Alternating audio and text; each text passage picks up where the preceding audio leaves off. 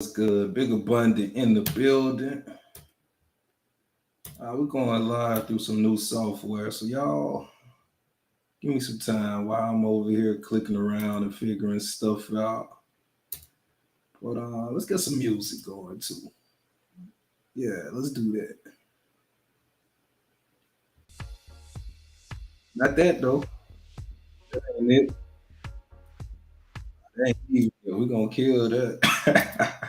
But yeah, we finna have some fun, man. If y'all been kicking it with me these past few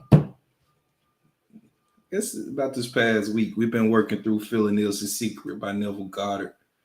So we gonna do little revamp talking about all the stuff we've talked about up until this point, and we gonna keep it pushing. Yeah, let's turn it down a little bit so y'all can hear me. But let me know where y'all tapping in from, man. If you'll see at the bottom that I got a new coaching program that I'm dropping, and it's only gonna be $20 a month to come kick it with us if you're interested in being in that group of people. Information down there. Text yeah to the phone number down there. But we finna get moving, man. I want to slide by all the different sites we broadcasting to, make sure that everything working, and then we're gonna get going. So then we're gonna get going. But for people who are already watching, hey, how you doing? I don't know which website you on, but it's like buttons and subscribe buttons and share buttons. Use those buttons while we get stuff together, man.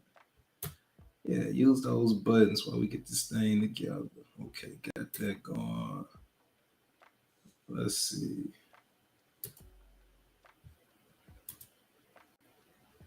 Trying to make sure that this working on Instagram. I'm just gonna trust that it's working. I can't see the chat on Instagram though. Oh well, we'll have to figure all of this. I got my mic turned around backwards. Hopefully y'all can hear me okay. But we should be good. But quick recap, man. We've been working out a Phil Nielsen's Secret by Neville Goddard. We've already did chapters 1, 2, and 3. So I'm gonna give y'all a quick recap and read through some of the highlights that I got done in those chapters. And these are some really short chapters. These are some brief chapters, but the teaching going on in these short, brief chapters is masterful, man. Neville Goddard, in my opinion, is the godfather of everything law of attraction. Everybody who talk about law of attraction, the secret, is it's Neville Goddard. They putting their own spin on Neville's stuff. And I'm pretty sure Neville was putting his own spin on somebody else's stuff. But Neville really resonates with me, always has. So we finna jump into chapter 1, the law and its operation. I'm just going to read some of the things we got highlighted from this chapter because we already did the deep dive. And if you missed it, most of the shorts that I've been doing over the past few days, or reels if you're on Instagram, are from this live stream when we did this. What's up, man? As people come in, say what's up. If you on Instagram, I don't think your chat message is gonna show up in the chat. They might, so try it, but I'm not sure. But anyway, so he talks about how we have to turn to consciousness to understand creation because there's only one reality, and their reality is consciousness itself. And he's talking about how, in order to operate this law, you got to really understand the difference between your conscious mind and your subconscious mind, because your conscious mind is your selective mind. I like this, I don't like that. I want this, I don't want that. That's the conscious mind, it's selective. Whereas your subconscious mind is no selective person. It will entertain anything that you present to it. They don't care if it's real, but the subconscious mind passes a message down. I mean, if the conscious mind passes a message down to the subconscious, it's going to react as if it's true. So we have to be careful of the messages that we're giving to our subconscious because it don't care about fact or fiction. Anything that it gets a hold of, it treats it as if it's true. But that's what the first page of this chapter was talking about. And he talks about how the conscious is male, the subconscious is female, how the conscious generates ideas, then it impresses these ideas on the subconscious, and the subconscious receives these ideas and gives form and expression to them. But yep. And then he goes on to say, through our power to imagine and feel, We could hold on through our therefore through his power to imagine and feel and his freedom to choose the idea he will entertain, man has control over creation. Control of the subconscious is control is accomplished through control of your ideas and feelings. So you can't control the subconscious directly, but through controlling your ideas and your feelings and the things you entertain, then you can control your subconscious mind. So it's really important to monitor what you eat, because you are what you eat, not just physically. You are what you eat mentally as well. So the ideas you entertain through TV, the ideas you entertain through Instagram, the ideas you entertain through your friend group, and the things you let come in, you got to be careful, because it doesn't take a hypnotist to hypnotize you. You don't gotta understand hypnosis to hypnotize people. Anybody who's listening to you, and as they're listening to you, they're creating images in their head, and you're moving their emotions, and you're changing how they feel. We're constantly hypnotizing each other. So simply what he's saying is, be careful who and what you allow to hypnotize you, because anything that you're interacting with is putting impressions onto your subconscious mind. So it's times where you might be feeling icky and you feeling down, and you don't even quite understand why you're feeling down. What have you been watching? Who have you been hanging out with? What have you been giving your attention to? What have you been eating? Are you giving your body the things that it needs to feel good? Do you have water in your body? Do you have protein in your body? Are you watching a whole bunch of garbage? Like all of those things go into the equation of how you feel. And once the subconscious mind gets a hold of something, you're not just finna yank it from it. It's like a dog with a bone. Once it locks onto an emotion, that emotion is going to run its course. And as it picks up momentum, sometimes you got to let it die down. A lot of times somebody might be practicing something like depression, or practicing feeling down on themselves for 6 months or 7 months, 2 years, 3 years before they book a session with me. We might not get that out of there in one session. We can get you feeling better in that first session, but in 6 months, in 2 years, that thing that picked up some momentum. It's not going to come to just a abrupt stop. It got a law of attraction been running its course, and it's not just going to instantly slow down. We're going to have to gradually slow it down and then take it back this way. So it's better to catch those things early on. Catch it when it's an itty bitty small thought, instead of feeding it and letting it grow and become this big treacherous thought. Because now you got to try to wrestle that thing to the ground, and it's not going to be easy. But he talks about how the creative process begins with an idea, and its cycle runs its course as a feeling and ends in a volition to act. You never just act. Every act started out as a thought, then a feeling, and then it becomes an action. Thought, feeling, action. Even those things you think you do in the moment, or you think you did spontaneous, there was a thought that took place. That thought turned into a feeling. That feeling turned into an action. And it can happen really quickly, but it still was a thought, then a feeling, then an action. There ain't no such thing as, oh, I just did it. Like, no, you thought something, you felt something, then you just did it. But by control of the feeling is not meant restraint or suppression of your feeling, but rather the disciplining of self to imagine and entertain only such feelings as contribute to your happiness. And I really like that he used the word disciplining, which hints to me that it ain't something that's just gonna happen. It's something you're gonna have to work at. But you got to learn to stop giving your attention to things that don't make you feel good. You can't stare at something that doesn't make you feel good and expect to feel good. Every time I go such and such, I feel like, okay, it's time to stop going over there. Well, I gotta go over there. Why? Because that's what I always did. Okay, what other reason? That's just the way it gotta be. No, it don't. We're creatures of habit. We learn these patterns, and once something becomes a pattern, we convince ourselves that it gotta be done. But myself included, we do so much stuff that we don't gotta do, then complain about the results of. Like, bro, be honest. Do you really have to do it? And even if you have to do it, do you have to go into it with the mindset that you're going into it with? As humans, we got way more control over how we feel than we take credit for. It's so much easier to blame things outside of us for how we feel than to be accountable and own up to it. But we got a lot of control over how we feel. Starting with just the things we put in our body. I'm telling you, it's a game changer. Get enough water in your body for a week and watch not only how much better you feel, how much better you look, how much clearer you think. Get enough protein in your body for a week. Watch how clear you think. Watch how you processing things better when you're not crashing out at 12 noon, 1 p.m. If every day around 3 p.m., 4 p.m., you having anxiety, it could be a blood sugar drop. It's reasonable. And you could have anxiety. I'm not saying that those cases don't exist, but let's check the things that we go on in our body. Like people talk about chemical imbalances, but do you realize you can create a chemical imbalance through what you can create a chemical imbalance through what you put in your body? You could create that. By control of feeling, we just read that. So the feel I want to be is confess I am not. That's something that we had highlighted because he was talking about how the dominant of two feelings is the one expressed.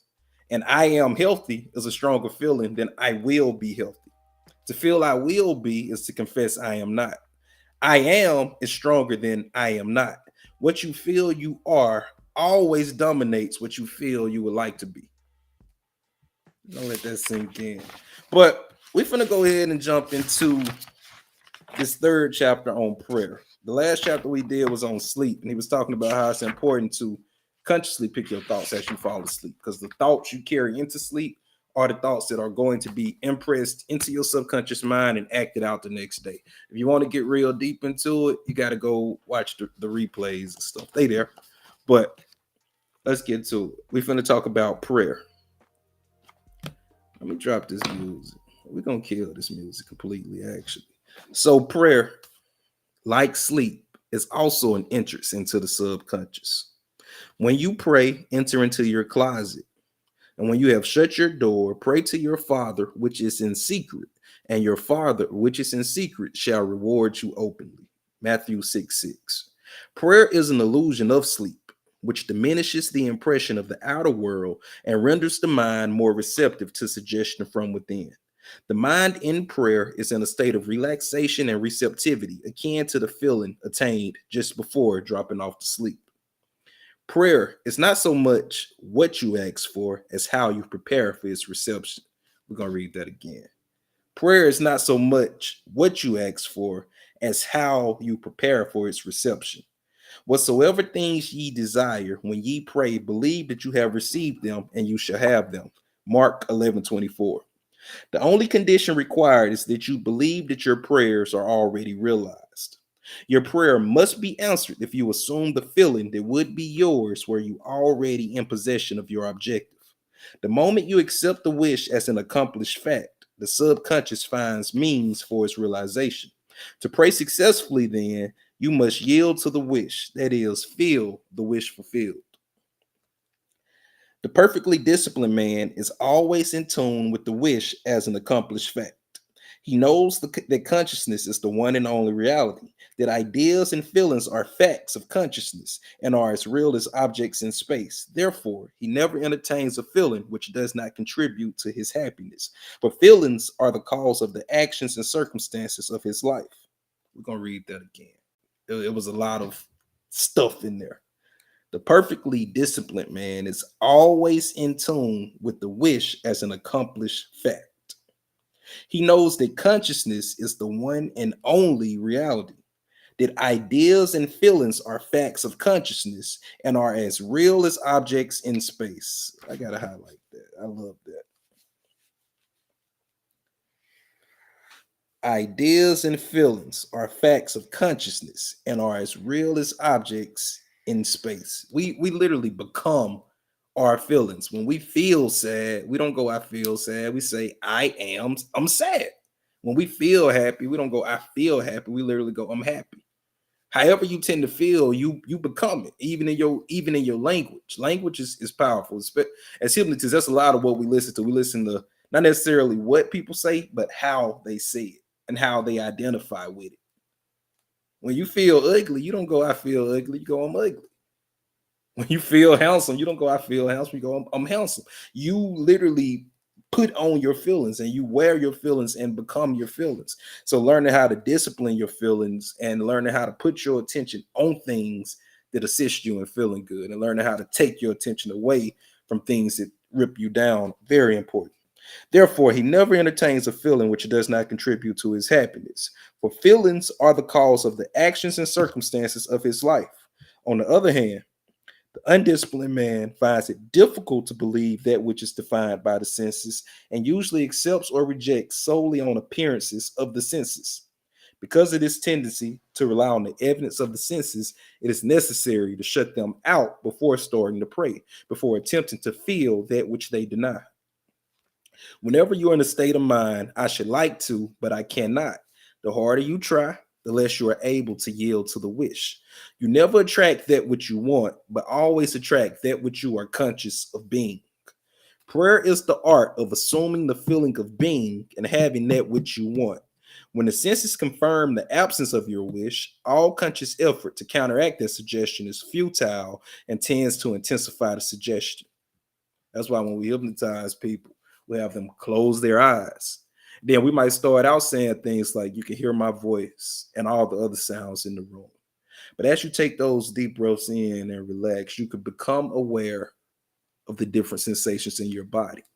And as you become aware of the different sensations in your body, I want you to just put your attention at the top of your head and feel a warm sense of relaxation. And feel that relaxation jump down all throughout your body. Feel it in your shoulders. What we're doing is we're taking your attention from the bills, from the kids, from the job, from the stress, and we're taking your attention from all of those external things, and we're putting your undivided attention inside your body.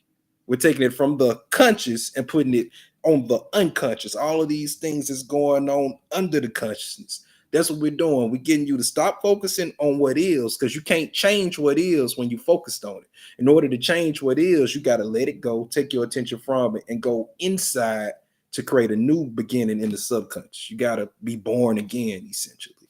But let's get back to Neville. Whenever you're in a state of mind, I should like to, but I cannot. The harder you try, the less you're able to yield the wish. We call it the law of reverse action. You never attract that which you want, but always attract that which you are conscious of being. I'm going to say that again. You never attract that which you want, but you always attract that which you are conscious of being. Prayer is the art of assuming the feeling of being and having that which you want. When the senses confirm the absence of your wish, all conscious effort to counteract this suggestion is futile and tends to intensify the suggestion. Prayer is the art of yielding to the wish and not the forcing of the wish. Whenever your feeling is in conflict with your wish, feeling will be the victor. The dominant feeling invariably expresses itself. Prayer must be without effort. In attempting to fix an attitude of mind which is denied by the senses, effort is fatal. So when you're doing your journaling, when you're doing your vision boards, when you're doing your affirmations, you don't want to be this like I'm doing it so hard. If I say it hard enough, I'll get it. If I can think it hard enough, I get it. You want it to be effortless. Because really that straining for it is reinforcing the lack of it. Like, think about it. When you go see a hypnotist, we telling you to relax, take deep breaths, let go, drift, float. We giving you all of these different metaphors. It's essentially telling you stop fucking stressing about it so your subconscious can fix it. Your subconscious can't fix it when you stressing about it. You remember people used to wear their little wristbands to say let go and let God? That's essentially what a hypnotist is doing. We're getting you to let go so God can fix it. You can't fix it. If you could fix it, it would be fixed already. And you stressing over it ain't allowing you to tap into the creative sources that could fix it. So all of this that we just read is saying prayer is essentially letting go so God can put his hands on it. That makes sense. Let it go. Relax. Your job is to trust that it's already done. And from that place of trusting that it's already done, the resources can show up, the ideas can show up, the creativity can show up, and you can spark it. But when you stress, you could be standing right next to the solution. But when you so focused and locked in and you're one with the problem, the solution is going to float right over your head. And then when you finally get the clarity, you like, it was right there the whole time. The answer was right there the whole time. You ever had one of those situations where you in the midst of a problem, and when you finally figure out it was so obvious, like, well, how did I not see that? You couldn't see it because you were at a different vibration than the solution. You were one with the problem. When you one with the problem, you can't identify with the solution. It's like looking for your phone while you on the phone. And as you look for it, you go, I cannot find this damn phone. I just had it. Like, yeah, relax, take a breath and become aware. Oh, it's right here. Or you're looking for your sunglasses and they on top of your head. When you're locked on the problem, the solution gonna float right by you.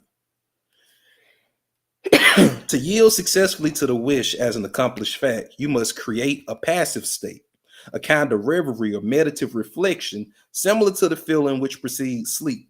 In such a relaxed state, the mind is turned from the objective world and easily senses the reality of a subjective state. It is a state in which you are conscious and quite able to move or open your eyes, but have no desire to do so. An easy way to create this passive state is to relax in a comfortable chair or on a bed. If on a bed, lie flat on your back while your head is on a level with your body. Close the eyes and imagine that you are sleepy. Feel, I am sleepy, so very sleepy. In a little while, a faraway feeling, accompanied by a general lassitude and a loss of all desire to move, envelops you. You feel a pleasant, comfortable rest and not inclined to alter your position, although under other circumstances you would not be at all comfortable. When this passive state is reached, imagine that you have realized your wish, not how it was realized, but simply the wish fulfilled. Imagine in picture form what you desire to achieve in life, then feel yourself as having already achieved it. So we're going to read back over this last little bit right here because it has something important. Let me find it. Okay, when this passive state is reached, imagine that you have realized your wish, not how it was realized, but simply the wish fulfilled.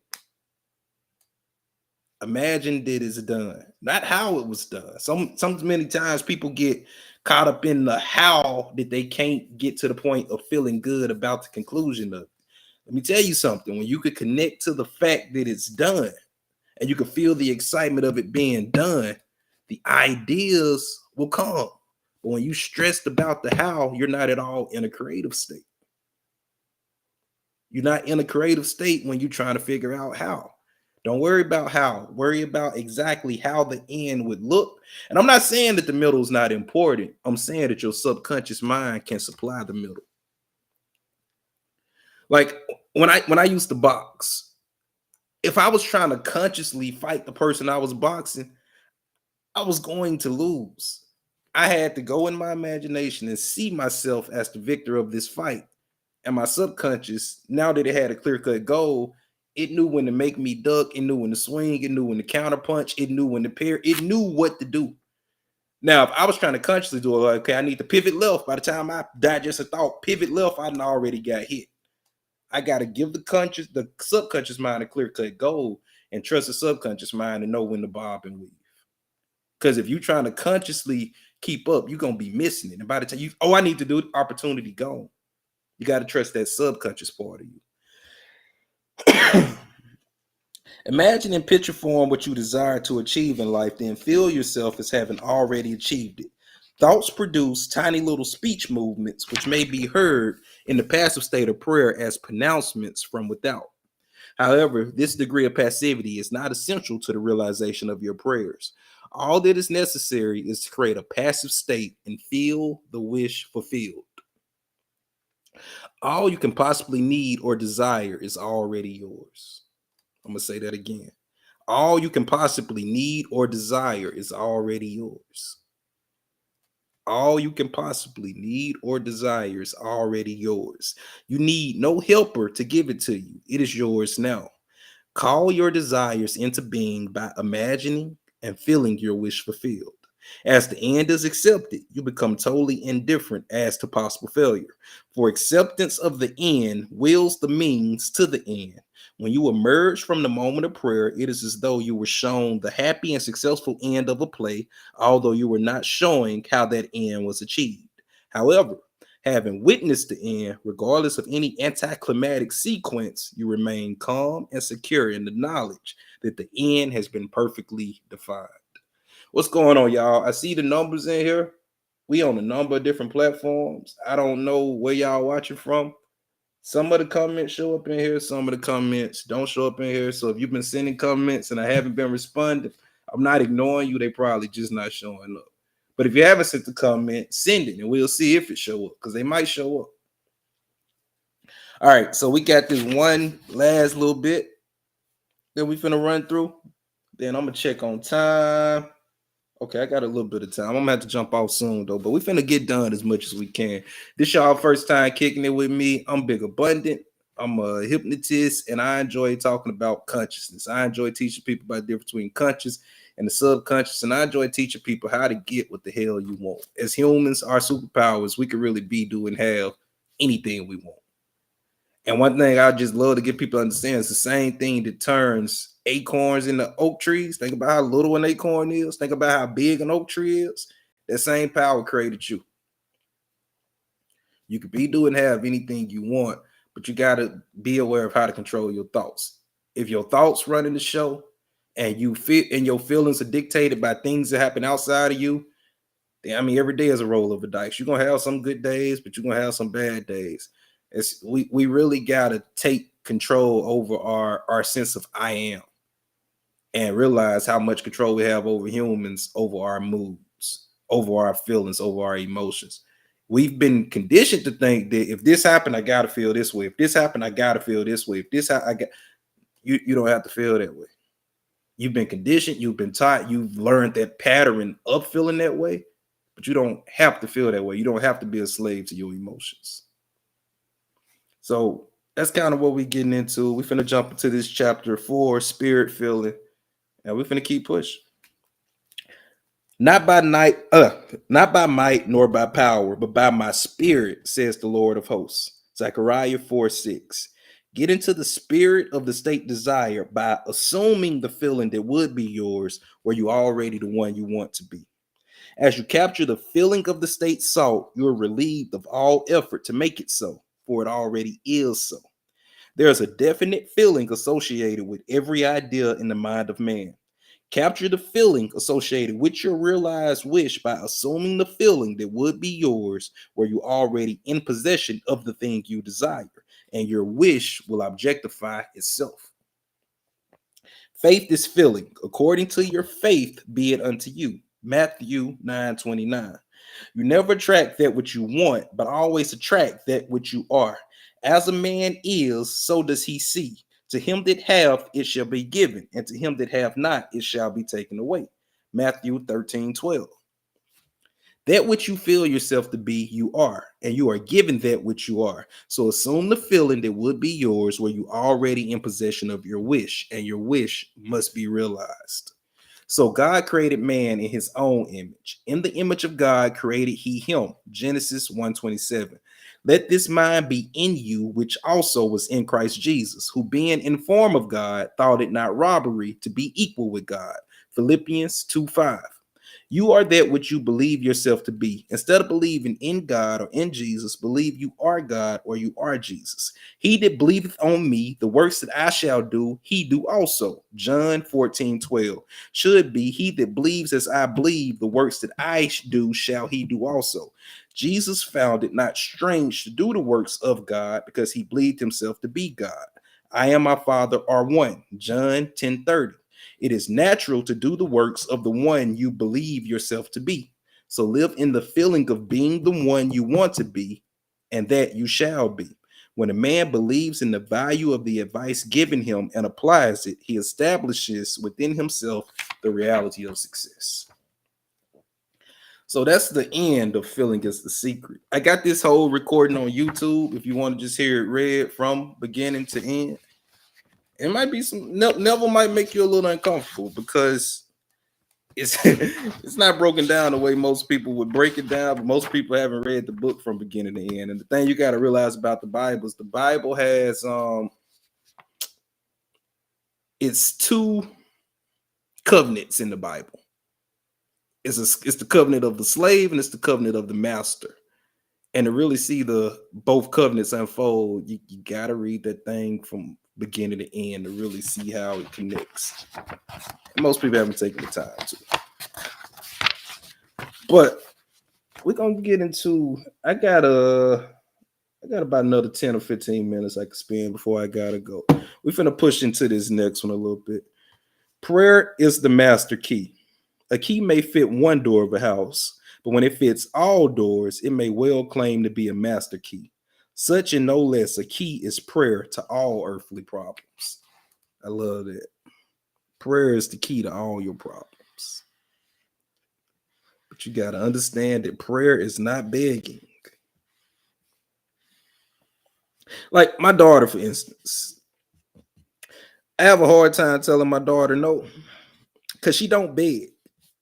She come up to me and she tell me what she wants. She tell me what she gonna do with it when she get it, and she's so excited. Daddy, I just saw this dollhouse, and when I get it, I'm gonna put it right beside my other dollhouse. And this Barbie gonna live in this dollhouse, and this Barbie gonna live in that dollhouse. And as a father, I'm like, okay, bet. She got this whole idea. She got this whole plan about how she wanted. Like, I want to help her with that plan. Now, imagine if she came in and she go, Daddy, I know I already got a dollhouse, but I was hoping, like, you're probably gonna say no, but could I get it? I'm like, no, Riley, you already got one. But she don't present it like, hey, I know you probably gonna say no. She come in there hype, like, Daddy, I just saw this dollhouse I want, and when I get it, like you see the difference in how she acts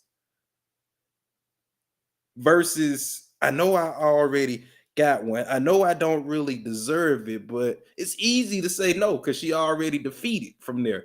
But when she all the way up here, she got that glow in her eyes. It's a lot harder to say no from there. But let's push through this because I gotta go. So we ain't got time to go deep into these stories. The law of reversibility. Pray for my soul. More things are wrought by prayer than this world dreams of. Prayer is an art and requires practice. Ooh, I love that. Prayer is an art and requires practice. The first requirement is a controlled imagination. I think this is going to be the next one we put on YouTube. I ain't read this in a while, and I'm falling in love with it all over again. Yeah, I could get this on YouTube in the next day or two. So prayer is an art and requires practice. The first requirement is controlled imagination. Parade and vain repetitions are foreign to prayer. Its exercise requires tranquility and peace of mind. Use not vain repetitions, for prayer is done in secret, and thy Father which seeth in secret shall reward thee openly. The ceremonies that are customarily used in prayer are mere superstitions and have been invented to give prayer an air of solemnity. Those who do practice the art of prayer are often ignorant of the laws that control it. They attribute the results obtained to the ceremonies and mistake the letter for the spirit. The essence of prayer is faith, but faith must be permeated with understanding to be given the active quality which it does not possess when standing alone. Therefore, get wisdom, and with all thy getting, get understanding. I could read that 1,000 times. We're going to read that again, man. We're going to read that again. So prayer is an art and requires practice. The first requirement is controlled imagination.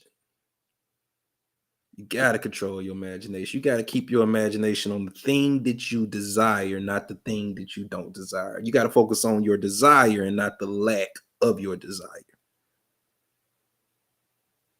You can't be switching sides constantly. I'm trying to have faith, but I know this, and I'm having faith. I'm believing in God, but I at the same time so what we got to realize about faith is you always got faith in something. Like a lot of times people come to me for sessions and they want to work on confidence, and they saying I don't got any confidence. No, you got confidence in something. Right now, it just sounds like you confident in your failure instead of your success. So we ain't got to go get you no confidence. We got to redirect the confidence that you already got. Faith the same way. You got faith in something. Sometimes you just got your faith in your failure. So what we got to do is take your faith out of your failure and put your faith into your success, because faith works. If you put it into your success, it's going to work your success. But if you put your faith into your failure, it's going to work your failure. So what are we pointing our faith at? And we got to control our imagination to learn how to always point our faith at the thing that we desire, not the lack of the thing that we desire, not the evidence that it'll never happen. So that's the basis. Prayer is an art and requires practice. The first requirement is controlled imagination. And then it goes on to say vain repetitions are foreign to prayer. So saying it over and over and over and over again, you just really reaffirming the fact that you don't got it. My daughter, go back to the dollhouse example. She ain't gonna ask 20 times. Daddy, when I get it, I'm gonna put it right. But she already planning what she gonna do. The thought of me not getting it never crossed her mind. Daddy, when I get it. But imagine if you took that same mindset to God. God, I got this idea for a business. And oh man, when I get it, I'm I'm finna not only hook myself up, but my future generations, my kids, gonna be able to get to see me in entrepreneurship mode. Ah, God, I'm so excited. Not, I don't know where I'm gonna get the money from. I don't know. Even if you meet the investors, you could be in a room with somebody with the money. But if you full of doubt, I'm not investing my money in you and you full of doubt. You can't get the money when you full of doubt. Let's go. So the vain repetitions are foreign to prayer. Its exercise requires tranquility and peace of mind. That's why practicing meditation is so important. Because meditation teaches you how to quiet the mind. And when you can quiet your mind from that quiet space, you can take it into whatever direction you want to take it in. It's hard to go from stressed the hell out to completely positive. But when you've practiced the act of meditating, when you practice the act of quieting the mind, you could be really stressed out. You could take a few moments, quiet the mind, go to a state of nothing, go to a state of complete possibility, get back to the core of that I am, that pure potentiality. When you know how to quiet the mind and go there, from there, you can go to the positive state. From there, you can redirect your imagination. But you're not finna take your imagination straight out of a state of worry and throw it into positivity. It's not gonna work. At least in my experience, I ain't never seen it work. I've been doing this shit a long time. I ain't never seen it. I ain't gonna say it's impossible. I just ain't never seen it. So the ceremonies that are customarily used in prayer are mere superstitions and have been invented to give prayer an air of solemnity. Those who do practice the art of prayer are often ignorant of the laws that control it. This book is an attempt to reduce the unknown to the known by pointing out conditions on which prayers are answered and without which they cannot be answered. It defines the conditions governing prayer in laws that are simply a generalization of our observations. The universal law of reversibility is the foundation on which its claims are based. Mechanical motion caused by speech was known for a long time before anyone dreamed of the possibility of an inverse transformation. That is, the reproduction of speech by mechanical motion, the phonograph. For a long time, electricity was produced by friction without ever a thought that friction in turn could be produced by electricity. Whether or not man succeeds in reversing the transformation of a force, he knows, nevertheless, that all transformations of force are reversible. If heat can produce mechanical motion, so mechanical motion can produce heat. If electricity produces magnetism, magnetism too can develop electrical currents. If the voice can cause currents, so can currents produce the voice, and so on. Cause and effect, energy and matter, action and reaction are the same and interconvertible. This law is of highest importance because it enables you to foresee the inverse transformation once the direct transformation is verified. If you knew how you would feel were you to realize your objective, then inversely, you would know how the state you could realize were you to awaken in yourself such a feeling. Let's read that again. I love it. If you knew how you would feel were you to realize your objective, were you to reach your goal, were you to get that thing you desire, then inversely, the opposite of that, you would know that the state you could realize were you to awaken in yourself such a feeling. The injunction to pray, believing that you already possess what you pray for, is based upon knowledge of the law of inverse transformation. If your realized prayer produces in you a definite feeling or a state of consciousness, then inversely, that particular feeling or state of consciousness must produce your realized prayer. That's how you turn a smoker into a non-smoker in 45 minutes. Okay. We know how cigarettes, quote unquote, make you feel. And we know how you feel being a non-smoker. But if you were a non-smoker, how would that feel? I don't know. I'm not a non-smoker. If you did know, what do you think would be different? I think I would breathe better. I think my teeth would be brighter. I think my skin would look better. I think I have more energy. Definitely would have more money. I wouldn't smell like cigarette smoke. Okay, let's imagine all of that's happening right now. And through creating the feeling and getting you to feel like a non-smoker, if I could get you to sit in there with me for a while and we could practice the vibration of a non-smoker, eventually I'm gonna go 1, 2, 3, eyes open, wide awake. You want a cigarette? It's a video on YouTube. When I asked dude, like, hey, he opened his eyes. I don't think it worked. I don't feel like you did anything. I say, you want a cigarette? He go, hell no. I said, okay. We done. We just spent a little while sitting in the feeling of being a non-smoker. And in the process of feeling like a non-smoker, subconscious don't know the difference between something you vividly imagine and something that is really happening. So we sold the subconscious the idea that he was a non-smoker. And once the subconscious felt him to be a non-smoker, the desire for the cigarette magically vanished. I got to jump out of here on that note. I might have some time to go live later, y'all. Thank every last one of y'all for pulling up. I know it was brief today, and I apologize I couldn't see y'all comments. I ain't really got time to troubleshoot it today because I'm streaming from a new software, but we'll figure all of this out later. But I'm about to land this plane. I love y'all. Ain't nothing y'all can see. Ain't nothing y'all can see about it. Ain't nothing y'all can do about it, and I'll see y'all later, man. BigAbundant.com if you're interested in talking to me.